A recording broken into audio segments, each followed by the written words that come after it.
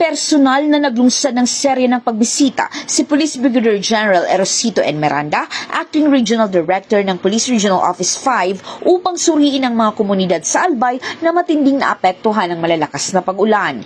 Layunin ng pagbisita ni Police Brigadier General Miranda na personal na matukoy ang sitwasyon at siguruhin ang buong suporta ng pulisya sa mga operasyon ng pagliligtas at pagtulong. Ilan sa mga lugar na binisita, Barangay Masarawag, Ginubatan. Una siyang nagtungo sa lugar na ito na kinilalang binabaha tuwing may malakas na ulan. Personal niyang iniinspeksyon ang level ng tubig at sitwasyon ng komunidad. Barangay Salvacion, Santo Domingo. Dito nakipag-ugnayan si Police Brigadier General Miranda sa Local Government Unit, Bureau of Fire Protection at Philippine Coast Guard kaugnay ng isinasagot gawang search and retrieval operation para sa isang 14 na anyos na batang nawawala.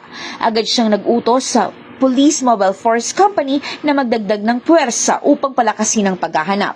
Barangay Buhatan, Santo Domingo, ang huling hinto ni Police Brigadier General Miranda kung saan nakasama niya si punong Barangay Noel B. Serrano. Tiningnan nila ang mga bahay na naapektuhan ng landslide. Sa kabuuan ng kanyang pagbisita, tiniyak ni Police Brigadier General Miranda ang buong suporta ng Philippine National Police sa lahat ng nagpapatuloy na rescue, retrieval at relief operations sa buong rehiyon. Mula dito sa Legazpi City, Albay, ako ang inyong PNN correspondent, Patrolwoman Jara de Duterte, alagad ng batas, tagataguyod ng Balitang Pulis.